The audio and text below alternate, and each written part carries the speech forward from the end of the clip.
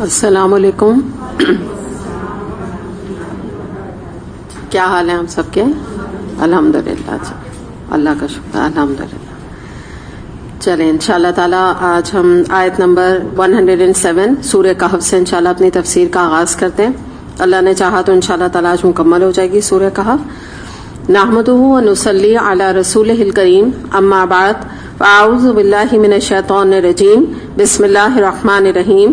رب اشرح لی صدری ویسر لی امری واحلل عقدۃ من لسانی یفقہوا قولی. آمین یا رب العالمین.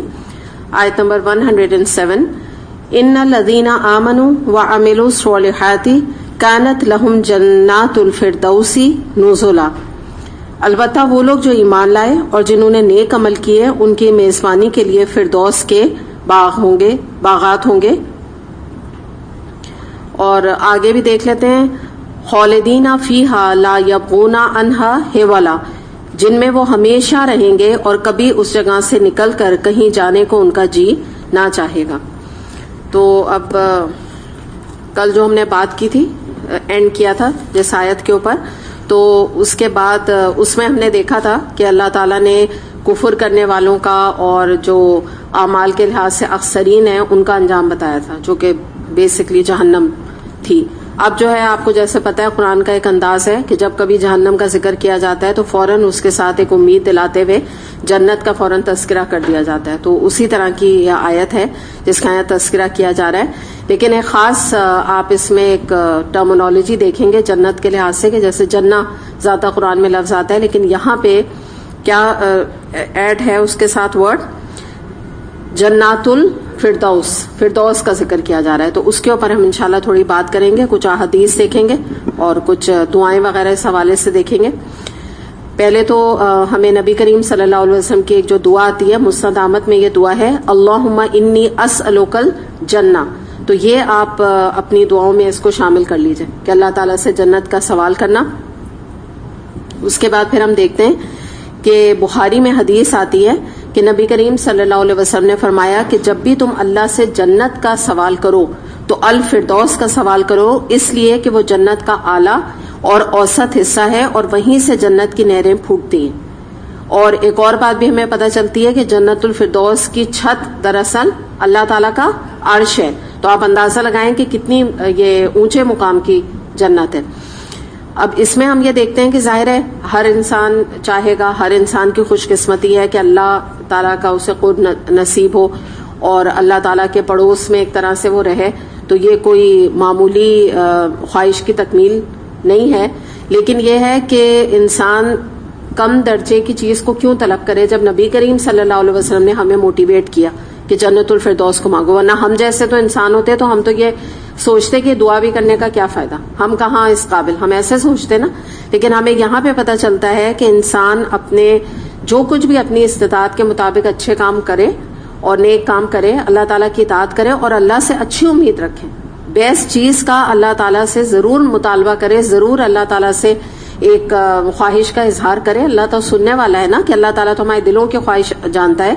اور دوسری بات اس کو آپ ایک اور حوالے سے بھی دیکھیں کہ اگر ہم اپنے اعمال کے اوپر نظر رکھ کے اللہ تعالیٰ سے دعا مانگیں گے تو آپ کو تو پتہ ہے نا کہ وہ تو ہم جنت میں داخلہ ہی نہیں ہمارا ممکن ہے، ایون عام جنت میں بھی.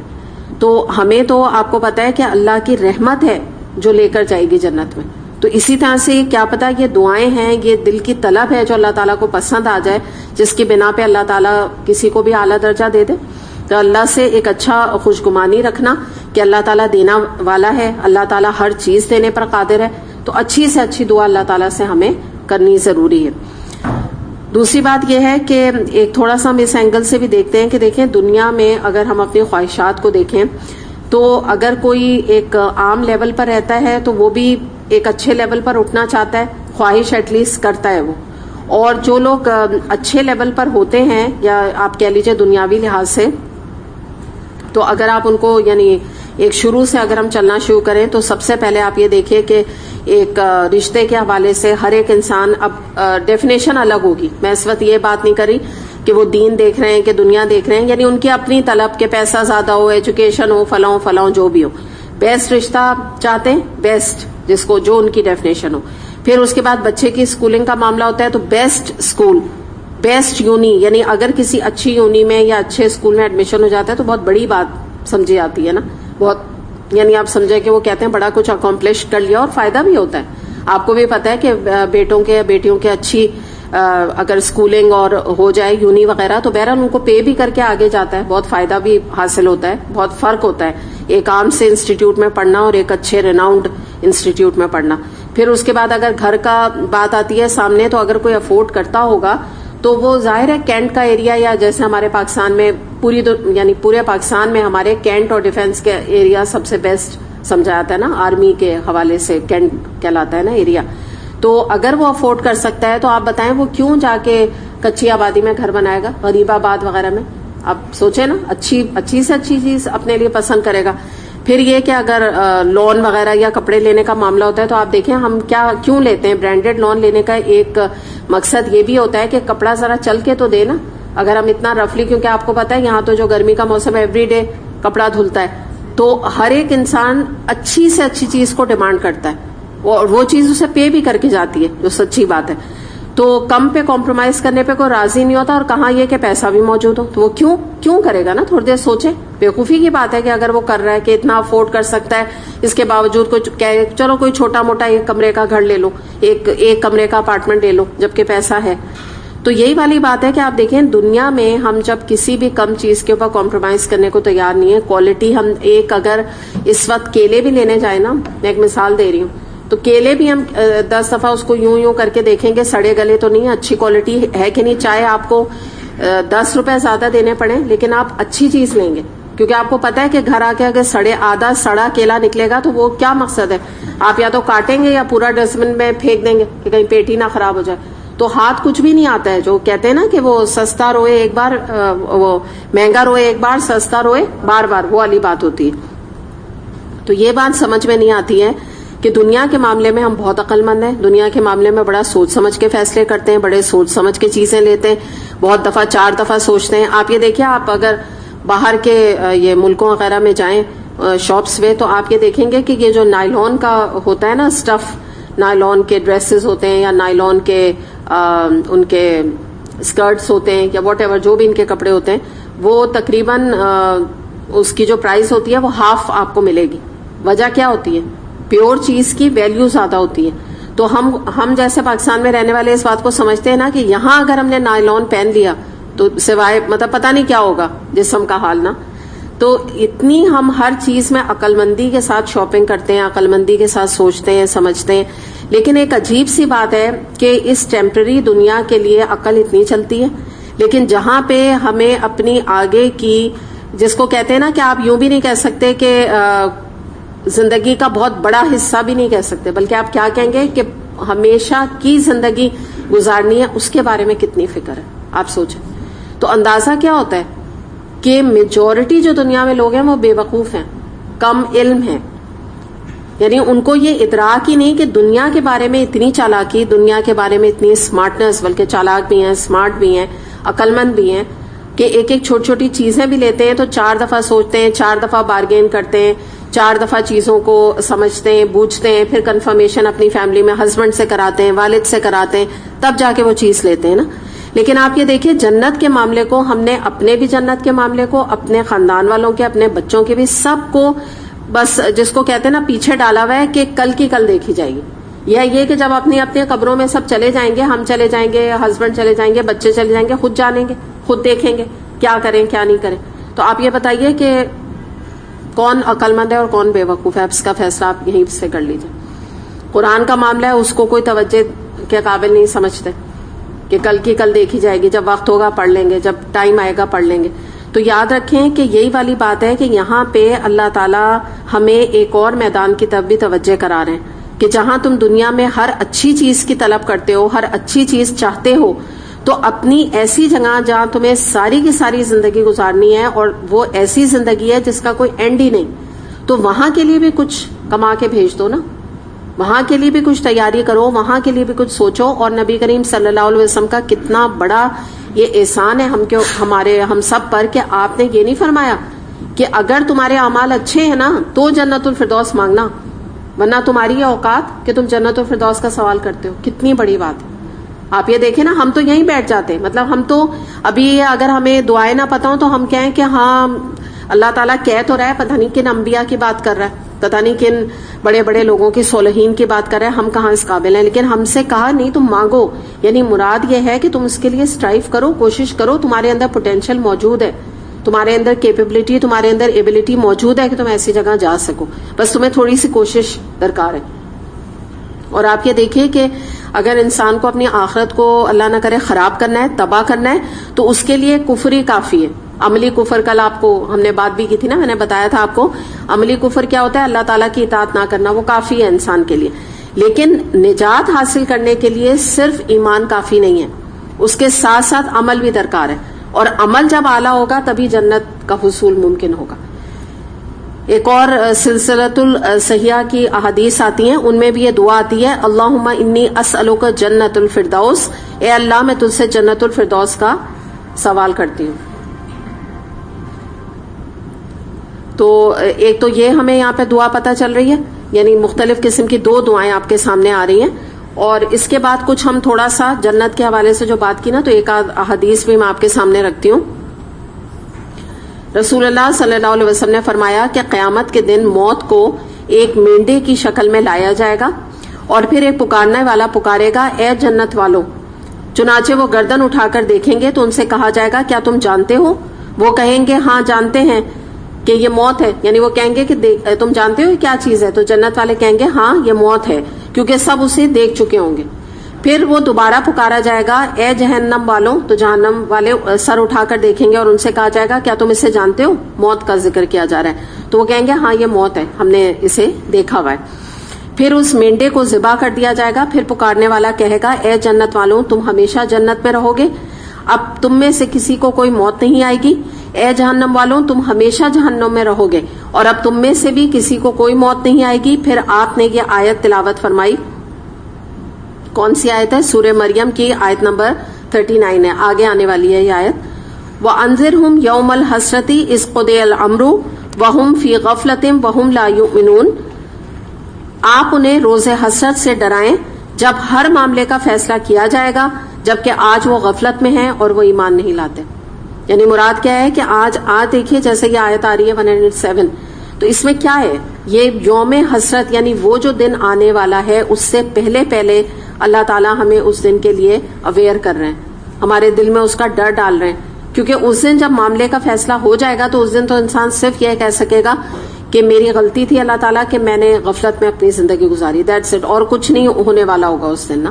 تو یہ آپ نے آیت تلاوت کری اس کے ساتھ. پھر اس کے بعد ہم یہ دیکھتے ہیں کہ ایک اور جو چیز ہمیں پتہ چلتی ہے، جو آگے میں نے یہاں پر بات کی تھی نا کہ خالدین فیہا، اس میں یہ بات ہے کہ البتہ وہ ہمیشہ اس میں رہیں گے اور کبھی اس جگہ سے نکلنے کو ان کا جی نہ چاہے گا.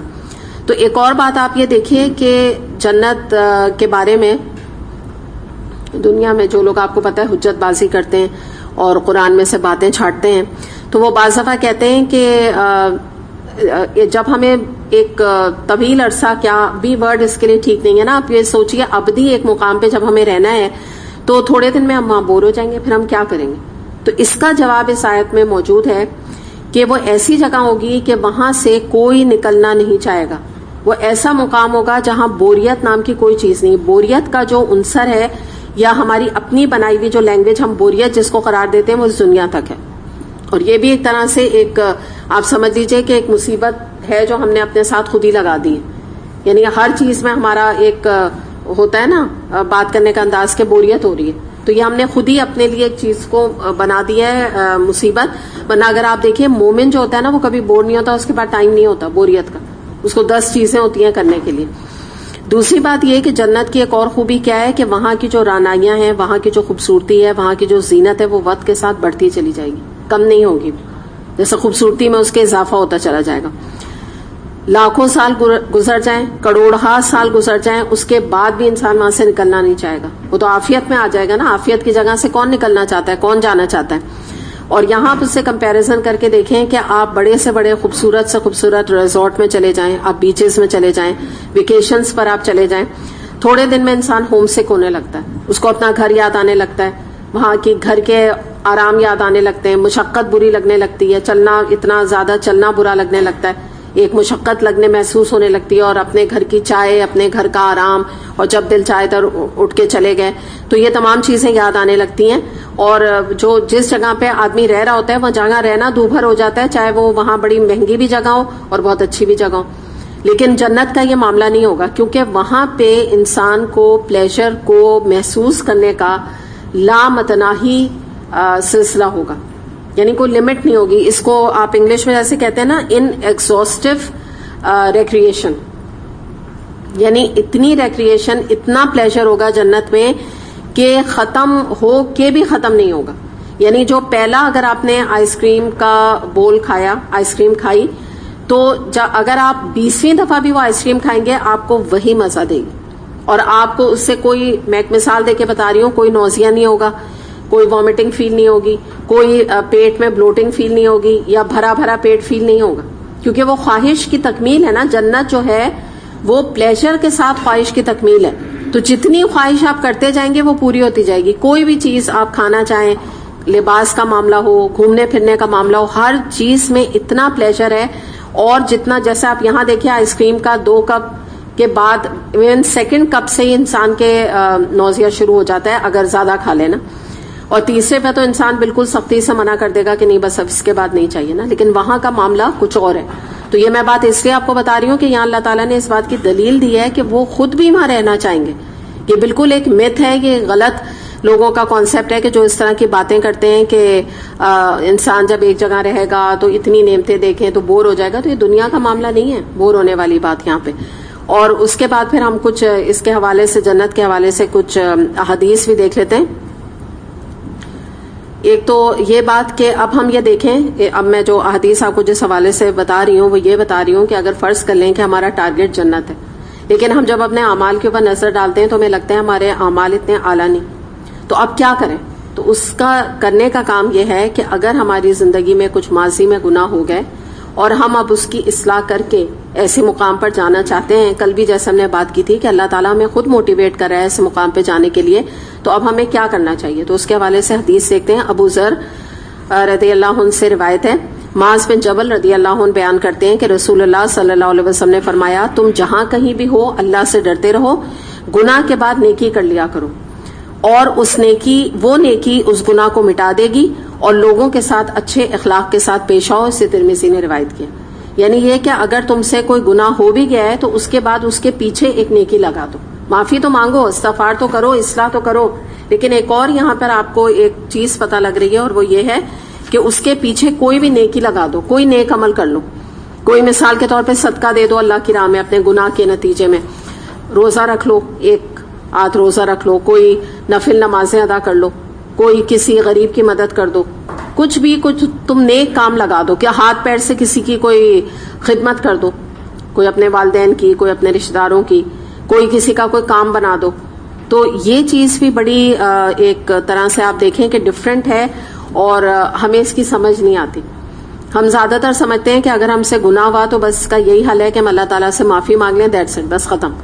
تو یہ بڑی اچھی بات ہمیں یہاں پتہ چل رہی ہے کہ کوئی نہ کوئی نیکی کو پیچھے لگا دینا, کوئی نہ کوئی اچھا کام اللہ کے لیے کر لینا کہ اللہ تعالیٰ آپ, میں نے جو بھی فلاں ایک گناہ مجھ سے سزا ہوا تو اللہ تعالیٰ میں اس کے کمپنسیشن میں یہ نیک کام کر رہی ہوں, شاید آپ کو یہ میرا کام پسند آ جائے اور آپ کا غضب جو ہے مجھ پہ نہ بھڑکے نا کہ جو مجھ سے گناہ سرزد ہو گیا. تو یہ ایکچولی یہ جیسچر ہے, یہ اس سے مراد ہے.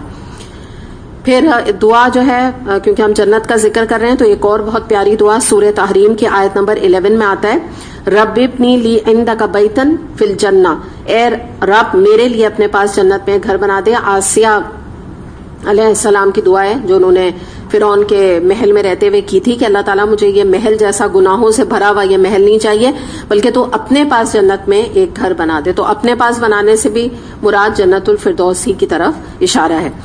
پھر سورہ قوف آیت نمبر 35 میں آتا ہے کہ وہاں ان کے لیے وہ سب کچھ ہوگا, یعنی جنت میں جو وہ چاہیں گے, اور ہمارے پاس اس سے بھی زیادہ ہے ان کو دینے کے لیے.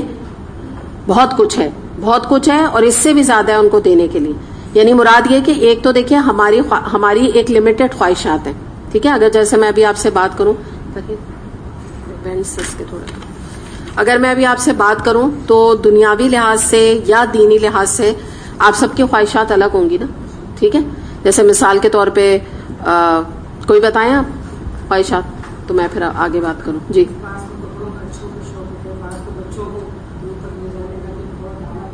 بالکل, بہت اچھی بات آپ نے کی.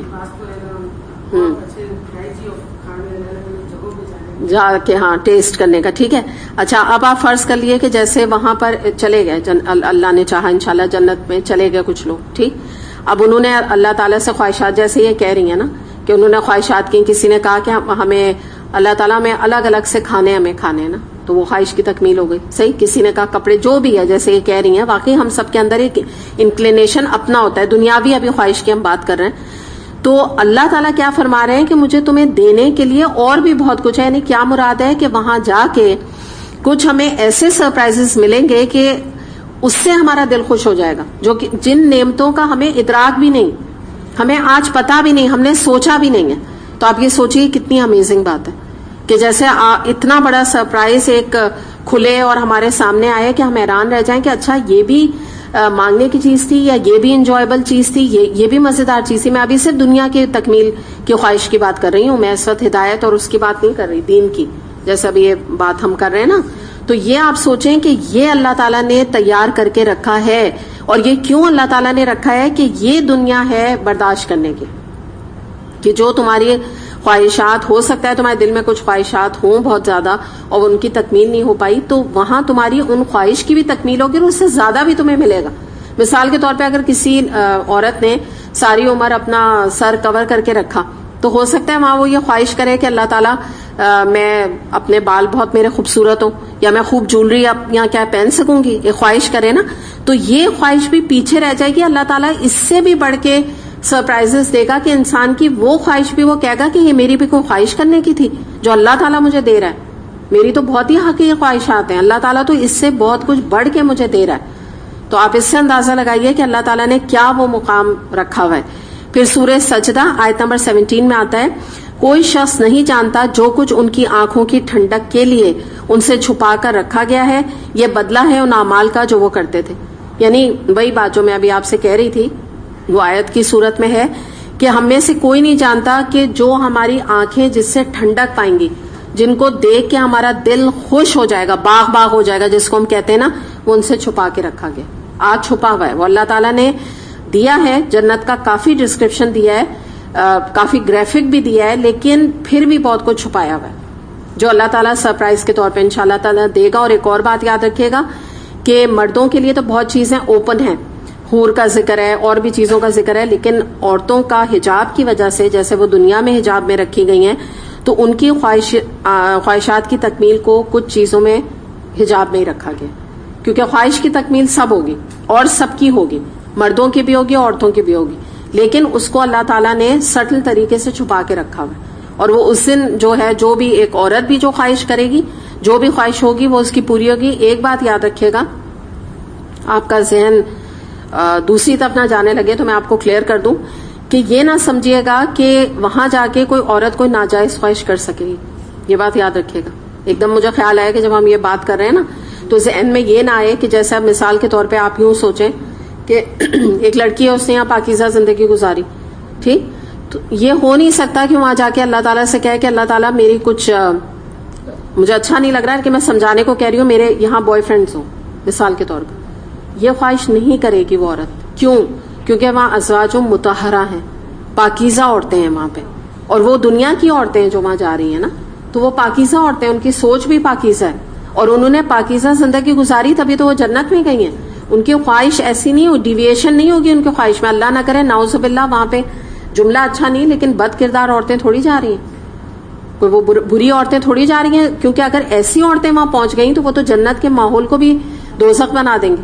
آپ کو تو پتہ ہے نا, اگر ہم ایک, میں نام نہیں لینا چاہ رہی ہے, خاص ہم ان عورتوں کا ذکر کریں, آپ سمجھ جائیں گے میں کن کی بات کر رہی ہوں ایگزیکٹلی. تو وہ آپ کا کیا مطلب, وہ تھوڑی جا رہی ہیں کہ وہ اتنی گندی خواہشات کریں. تو یہ بات یاد رکھیے گا کہ خواہش کی تکمیل ضرور ہے, لیکن اللہ تعالیٰ کی طرف سے وہی لوگ پاکیزہ لوگ وہاں جائیں گے جن کی خواہشات پاکیزہ ہوں گے, انسنٹ خواہشات ہوں گی. جیسے ابھی ہم بات کر رہے ہیں نا کھانے پینے کی, اچھے لباس کی.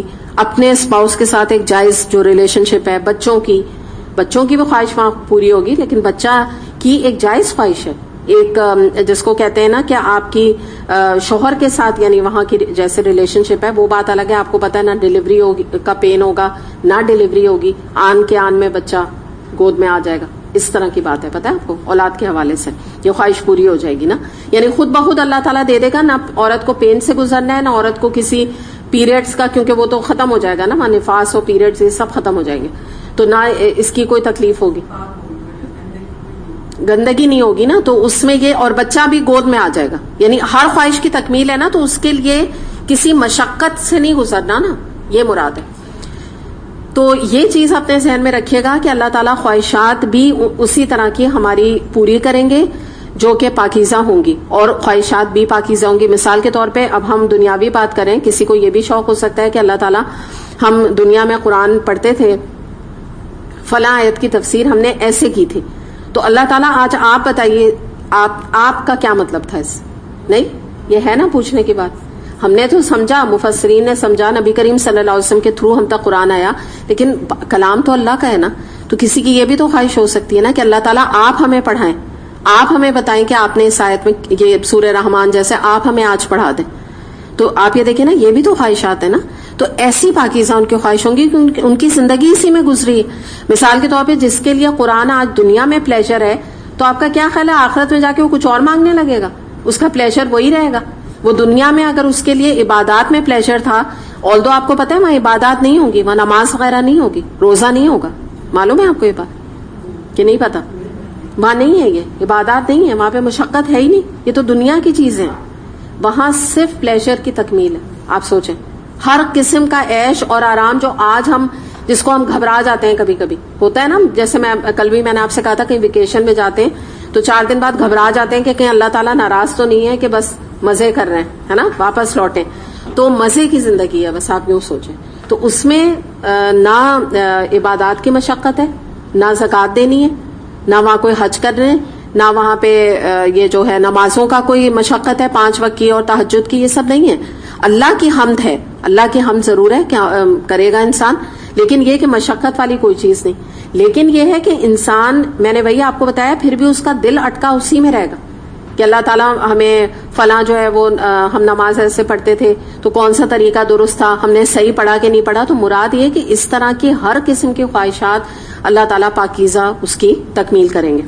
اچھا، پھر ایک اور حدیث میں آپ کے سامنے رکھ رہی ہوں، یہ بھی بڑی امیزنگ حدیث ہے، بخاری کی حدیث ہے. نبی کریم صلی اللہ علیہ وسلم نے فرمایا، ایک جنتی کو اپنے جنت والے گھر کے راستوں کا اس سے کہیں زیادہ علم ہوگا جتنا دنیا میں اسے اپنے گھر کے راستے کا ہے. بات سمجھ آئی؟ اور یہی میں آپ کو بات بتا رہی ہوں نا کہ دنیا، آپ سمجھ، میں ایک چیز آپ کو بتاؤں نا کہ ہماری جو دعائیں ہیں، دراصل دعائیں یا ہماری خواہشات کی تکمیل ہماری پرائیورٹیز ہیں جو دنیا میں رہیں. ایکچولی آپ کو پتا ہے جو پرائیورٹیز تھی نا وہی جا کے جنت میں بھی ہوں گی. تو مراد کیا ہے کہ ایک جنتی کو، یعنی جب وہ جنت میں جائے گا، بڑی امیزنگ یہ حدیث ہے، تو کہتے ہیں کہ وہ سیدھا سیدھا چلتا ہوا اپنے گھر میں، اور یہ میں نے خود نا اتفاق سے یہ ڈاکٹر فرد سے اس کی خود ان کے، یعنی اس سے میں نے یہ تفسیر اس کی سنی تھی، تو انہوں نے بھی اس کو ایکسپلین یہی کیا تھا کہ جیسے ایک جنت میں جانے کے بعد ایک جو مومن ہے یا متقی ہے، تو وہ ایسا چلتا چلتا چلتا جا کے اپنے گھر کو پہچان لے گا کہ یہ رہا میرا گھر. کیوں بتائیے، کیا وجہ ہے، کیوں پہچان رہا ہے؟ اعمال تو ہیں ہی اچھے، آف کورس. اصل ہر انسان کے لیے اس میں اللہ تعالیٰ نے جنت تو بنائی بھی ہے، ان کو ٹھکانہ دکھایا ہوا ہے، بس پھر یہ ہمارے اعمال ہوتے کہ وہ جنت یا اللہ نہ کرے جہنم میں لے جائیں گے. ایک اور بات، وہ جو بات آپ کہہ رہی ہیں صحیح ہے بالکل، اللہ تعالیٰ نے ایک ٹھکانہ ہم سب کا بنایا ہے. بات یہ ہے کہ اس کی جو دنیا میں نیت تھی نا، کل بلکہ جو عظما بھی سوال کر رہی تھی کہ اس کی جو نیت تھی نا ہر بات میں، وہ کیا تھی؟ مجھے جنت جانا ہے، مجھے تو جنت کے حصول کے لیے یہ کام کرنا ہے. تو دماغ پہ جنت جنت جنت سوار تھی نا دنیا میں، تو وہ اسپونٹینسلی اپنے گھر کو پہچان جائے گا، اس جنت کو جس کے لیے وہ کھپتا رہا. آپ دیکھیں نا، اتنی ایفرٹ کی 60-70 سال کی زندگی میں کہ وہ خود بخود اس کو ادراک اپنے راستوں کا ہو جائے گا کہ یہی تو وہ جگہ تھی، یہی تو وہ مقام تھا جو اللہ نے بنایا تھا جس کے لیے میں کھپتا رہا. تو یہ خود بخود وہ اس جگہ پہ پہنچ جائے گا. یعنی دنیا کے گھر سے آج آپ سوچیں کہ ہم اگر اپنے گھر میں جا رہے ہوں، ہمیں کوئی پرابلم ہوگی وہاں جانے میں؟ کسی قسم کی پرابلم نہیں نا. ہم ہر ایک کو بتا رہے ہوں گے راستہ اپنے گھر کا کہ اب آپ یہاں سے لے لیں, آپ وہاں سے اگر کبھی ٹیکسی میں جانا پڑے اور رکشے میں جانا پڑے, اتنا زیادہ ہمیں پتا ہوگا نا گھر کے بارے میں. تو کہہ رہے ہیں اس سے بھی زیادہ جنت کا راستہ اسے پتا ہوگا. یعنی جب جنت میں انٹر ہوگا تو وہ مزے سے چلتا ہوا خود جا کے اپنی گھر کو پہچان لے گا کہ یہ میری جنت ہے. یہ اللہ کی طرف سے ہوگا نا, یہ ایک اللہ کی طرف سے آپ سمجھے انعام ہے جو اللہ تعالیٰ دے گا. کیوں؟ کیونکہ اس نے زندگی لگائی اس دن کے لیے تھی, تو وہ انعام اسے مل گیا اللہ تعالیٰ. اور وہ جو آپ لوگ کہہ رہے ہیں آف کورس عمل اس کے اچھے ہوں گے جس کی بنا پر بھی وہ اس کو جنت وہ مل رہی ہے, بنی بنائی اس کا ٹھکانہ بھی اللہ تعالیٰ نے بنایا ہوا ہے. کچھ اور احادیث ہم دیکھتے ہیں اس کے حوالے سے. جابر رضی اللہ عنہ سے روایت ہے, نبی کریم صلی اللہ علیہ وسلم نے فرمایا 3 باتیں اگر کسی شخص کے اندر پائی جائیں تو اللہ تعالیٰ اس کو قیامت کے دن اپنی حفاظت میں رکھے گا اور اسے جنت میں داخل کرے گا. وہ کون سی 3 کوالٹیز ہیں؟ نمبر 1, کمزوروں کے ساتھ نرمی کا برتاؤ کرنا. کمزوروں میں آپ کے نوکر چاکر بھی آ جاتے ہیں, آپ کے غریب رشتے دار بھی آ سکتے ہیں, آپ کے کوئی ایسا شخص جو کہ جس کے اوپر آپ دیکھ رہے ہیں کہ آپ چاہیں تو آپ کے پر اتھارٹی ہے کہ آپ اس کے پاس ظلم کریں لیکن آپ ظلم نہ کریں. رعایا بھی آ جاتی ہے بادشاہ کے انڈر. حکومت کے اندر عوام, ہم جیسے عوام ہیں ہم بھی آ جاتے ہیں کہ ہمارے اوپر کوئی حکمران ہے جو ہمارے ساتھ نرمی کا برتاؤ کرے, یہ تمام لوگ آ جاتے ہیں. پھر اس کے بعد سیکنڈ کون جنت میں جانے والے لوگ ہیں؟ جو کہ والدین کے ساتھ شفقت اور محبت کا برتاؤ کریں, حسن سلوک کریں. نمبر 3, جنت میں جانے والے کون لوگ ہیں؟ جو کہ غلاموں کے ساتھ اچھا سلوک کریں. تو آپ یہ دیکھیے کہ ان میں سے تینوں چیزیں بہت ڈیمانڈنگ ہیں, یاد رکھیے گا, آسان نہیں ہے. کیونکہ آپ کہیں گے اچھا بس یہی چیزیں ہیں, یہ بس نہیں ہے, سبھی کچھ اس کے اندر آ جاتا ہے. پھر اس کے بعد آگے آتا ہے کہ 3 صفتیں ایسی ہیں کہ اللہ تعالیٰ ان صفت کے حامل افراد کو اپنے عرش کے سائے میں جگہ دے گا جس دن کے کوئی سایہ نہیں ہوگا. وہ کون لوگ ہیں؟ نمبر 1, وہ لوگ جو اس وقت وضو کریں جبکہ ان کا وضو کرنے کا جی نہ چاہے. اگزامپل, سخت جاڑے کا موسم, تہجد کی یا فجر کی نماز کے لیے اٹھنا اور گیزر میں فرض کر لیے, بعض دفعہ ایسا ہوتا ہے گیزر ہوتا بھی ہے لیکن صبح صبح جب آپ نل کھولتے ہیں تو تقریباً 10 منٹ یا 5 منٹ تک تو پانی نہیں آتا, یا 3-4 منٹ تک بھی نہیں آتا. تو بعض دفعہ آدمی کہتا ہے اتنا پانی بہ رہا ہے چھوڑو, ٹھنڈے سے ہی کر لو, ہو جاتا ہے نا ایسا. پھر اس کے بعد سیکنڈ کیا ہے؟ تاریک راتوں میں مسجد جانا, عرش کے سائے میں اللہ تعالیٰ جگہ دے گا. اور تیسرا ہے بھوکے کو کھانا کھلانا. اسے ترغیب و ترہیب نے روایت کیا. اب یہ بات یاد رکھیے گا کہ صرف یہ اعمال نہیں ہے جنت میں لے جانے کے. نبی کریم صلی اللہ علیہ وسلم نے موقع کی مناسبت سے کسی کو کوئی حدیث سنائی, کسی کو کوئی, تو بہت سارے اعمال ہیں جنت میں جانے والے, ان میں سے چند ایک اس احادیث میں یکجا کیے گئے. ایسے تو عرش کے سائے میں ایک اور آپ نے سنا ہوگا کہ ایک ایسا نوجوان جس کو کہ ایک ینگ عورت جو ہے, جوان عورت, اس کو کوئی غلط راہ کی طرف بلانے کی دعوت دے اور وہ اس دعوت کو ٹھکرا دے, تو اس کے بارے میں بھی آتا ہے کہ وہ اللہ تعالیٰ کے عرش کے سائے میں ہوگا جس دن کوئی سایہ نہیں ہوگا. تو ایسے آپ کو بہت ساری حدیث ملیں گی لیکن ان میں سے کچھ کا میں نے یہاں ذکر کیا. کس کا کہہ رہی ہیں؟ عرش کے سائے والی. سیکنڈ ہے تاریک راتوں میں مسجد جانا, یعنی فجر کی نماز کی طرف اشارہ ہے مردوں کا.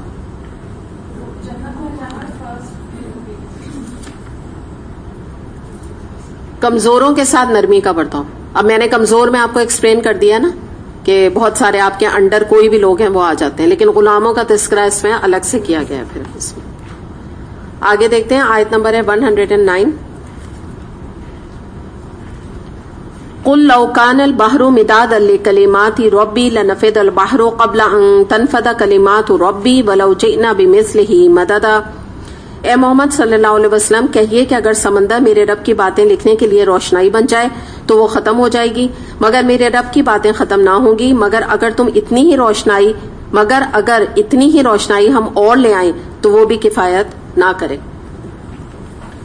اب یہاں پہ اللہ تعالیٰ کے علم کا ذکر کیا گیا ہے, اور یہ جو کلمات ہیں نا اللہ کے کلمات, تو یہ کوئی ایک چیز نہیں ہے. یعنی آپ کلمات میں صرف یہ نہیں کہہ سکتے کہ اللہ تعالیٰ کے قرآن مراد ہے. اس میں کچھ چیزیں میں بتا دیتی ہوں کہ اللہ تعالیٰ کا جو علم ہے, کلمات سے پہلی تو بات مراد ہے اللہ تعالیٰ کا علم, اور بھی بہت ساری چیزیں مراد ہیں. میں تھوڑا اس کو ایکسپلین کر دیتی ہوں کیونکہ تھوڑی سی مشکل ٹرمینالوجی.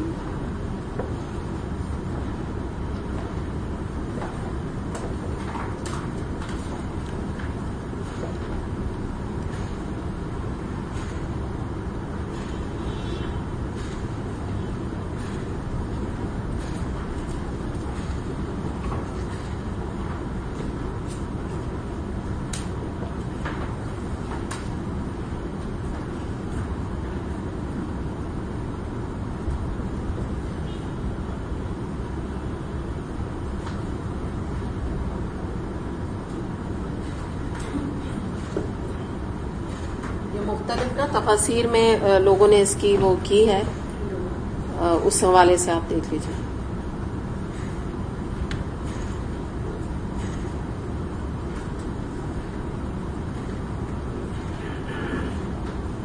برہان کیا ہوتا ہے؟ کرائٹیرین.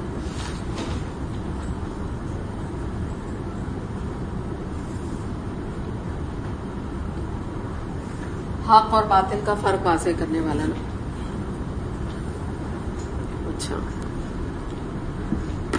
اب یہاں پر اب یہ دیکھتے ہیں کہ بیسکلی یہاں پر بتایا جا رہا ہے کہ اللہ تعالی کے جو کلمات ہیں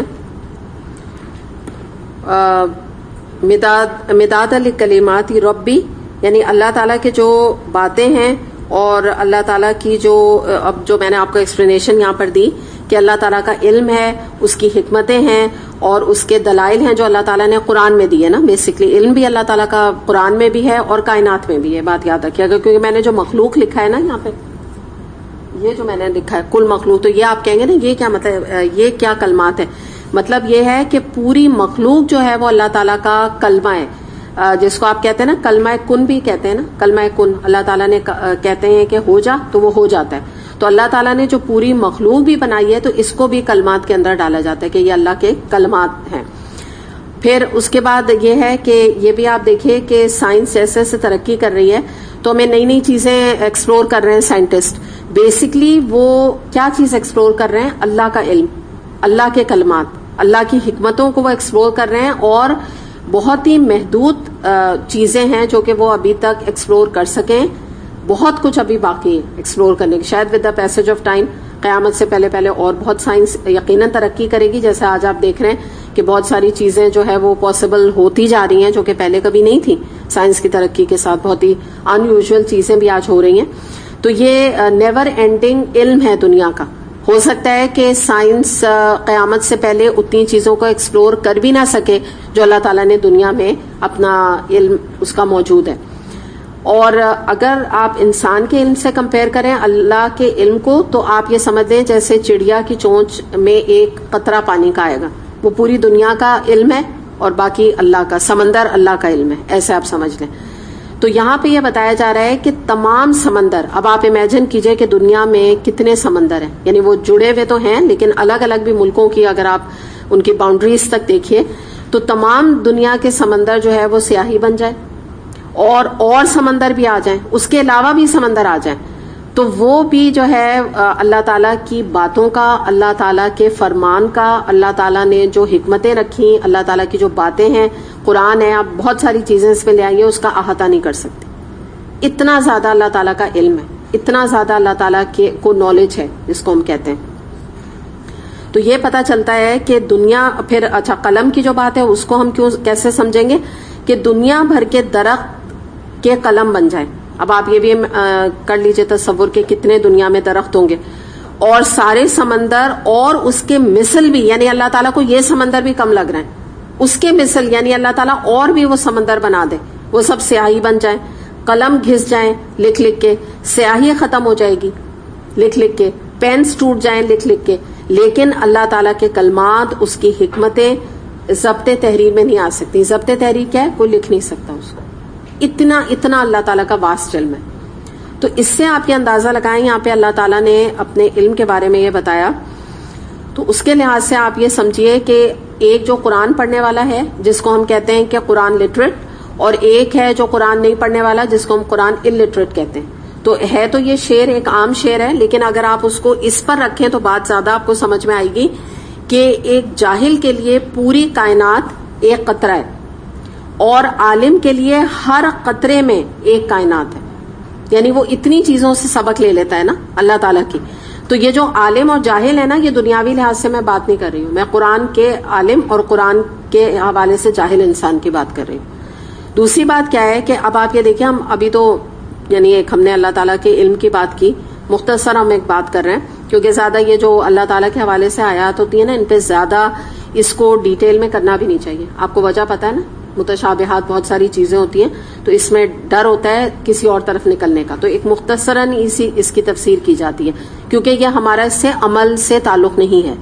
لیکن عمل سے یوں تعلق ایک ہم اگر نکالنا چاہیں تو وہ نکلتا ہے، وہ یہ ہے کہ انسان جب یہ اللہ تعالیٰ کے علم کے بارے میں جانتا ہے تو مطلب وہ سوچتا ہے کہ اتنا علم، اتنا اللہ کے پاس نالج، تو جب ایک بات جان لے کہ جب ہم اللہ تعالیٰ کے علم کا اس دنیا میں احاطہ نہیں کر سکتے تو پھر اللہ کے ہر حکم کے آگے ہم کوشچن کیوں کرتے ہیں؟ کیوں ہم یہ کہتے ہیں کہ وائے حجاب، روزہ کیوں رکھیں گرمی میں، یا اللہ تعالیٰ آپ نے فلاں بیماری مجھے کیوں دے دی، یا اللہ تعالیٰ آپ نے فلاں مجھے مصیبت میں کیوں مبتلا کر دیا، جب ہم اللہ تعالیٰ کی کوئی مصلحت نہیں جانتے، اللہ تعالیٰ کے علم کا احاطہ نہیں کر سکتے. جسے کہتے ہیں نا کہ سورہ بقرہ میں آتا ہے کہ ہو سکتا ہے کوئی چیز تمہیں بری لگ رہی ہو مگر وہی تمہارے لیے اچھی ہو، کوئی چیز تمہیں اچھی لگ رہی ہو وہی تمہارے لیے بری ہو، اور اللہ جانتا ہے اور تم نہیں جانتے. سورہ بقرہ کی آیت میں یہ آتا ہے نا. تو وہی والی بات یاد رکھیے کہ جب ہم اللہ تعالیٰ کے علم کا احاطہ نہیں کر سکتے تو سمجھنے اور سیکھنے کی بات اس آیت میں یہ ہے کہ پھر ہم اللہ تعالیٰ کے کاموں پر، اللہ تعالیٰ کی جو دنیا میں اس کے آپ سمجھ لیجئے کہ احکامات ہیں ان کے اوپر کوشچن کیوں کرتے ہیں، اللہ کی آزمائشوں پہ کوشچن کیوں کرتے ہیں، کیوں کہتے ہیں وائی می. یہ اس کا لنک بنے گا سب سے زیادہ کہ جب اللہ تعالیٰ خود بتا رہے ہیں اپنے علم کے بارے میں تو آپ اس سے اندازہ لگائیے کہ ہماری کیا عقل اور کیا سمجھ ہے جو ہم آگے کھڑے ہو کے اللہ تعالیٰ کو کوشچن کرتے ہیں. یا عام طور پہ آپ لوگوں کو دیکھیں گے جو کھل کے اتنی، کل بھی ہم بات کر رہے تھے اللہ کے شاعر کے بارے میں مذاق اڑاتے ہیں یا سوال کرتے ہیں. تو یہی بات ہے کہ جب تک ہم قرآن نہیں پڑھیں گے ہمیں اس وقت تک اللہ تعالیٰ کا جو روب اور دبدبہ ہے اور جو اللہ تعالیٰ کی بڑائی ہے اور اللہ تعالیٰ کی حکمتیں وہ ہمیں سمجھ میں نہیں آ سکتے. روب بھی نہیں آ سکتا نا ہمارے اندر، ڈر بھی پیدا نہیں ہو سکتا ہمارے اندر. اب یہ اتنی سی آیت نمبر 109 ہے لیکن اس کو پڑھ کے ہی ہمیں ایک خوف محسوس ہو رہا ہے کہ اتنا علم رکھنے والا اللہ اور ہم ہیں کیا اس کے آگے. اور اللہ نے جو کچھ میرے لیے جانا ہے یا سمجھا ہے تو بہتر سمجھا ہے نا بس، کیونکہ وہ ہے ہی ایسا، وہ تو اتنا بڑا رب ہے کائنات کا، میں ہوں کیا اس کے آگے، میری حیثیت ہے کیا اس کے آگے. تو جب آدمی کو اپنی کمزرفی کا احساس ہوتا ہے کہ میں بہت ہی کم حیثیت ہوں، بہت ہی حقیر ہوں اور میرا کوئی ویلیو نہیں میری اللہ کے آگے، تو تبھی تو وہ اللہ کی ویلیو کو پہچانے گا نا، تبھی تو اللہ سے ڈرے گا، تبھی تو اللہ تعالیٰ سے محبت کرے گا اور اللہ تعالیٰ سے قرب چاہے گا اور اپنا بڑا آنر سمجھے گا کہ اللہ تعالیٰ تو نے مجھے اپنا کلام پڑھنے کی توفیق دے دی، اللہ تعالیٰ تو نے مجھے اپنے کوئی کام پہ لگا لیا. تبھی تو یہ آنر دل میں آئے گا جب اس کی اہمیت آئے گی. ایکچولی اگر آپ دیکھیں دنیا میں جو لوگ اللہ سے نہیں ڈرتے اس کی وجہ یہی ہے کہ وہ اللہ تعالیٰ کی اہمیت کا اندازہ نہیں لگا سکیں کہ وہ ہے کیا ذات. جس کو اہمیت کا اندازہ ہو جائے، ہو نہیں سکتا وہ اپنے کو بدلے نا، ہو ہی نہیں سکتا کہ وہ ویسے ہی بیٹھا رہ جائے. جس کو پتا چل جائے اللہ ہستی کیا ہے. آگے دیکھتے ہیں.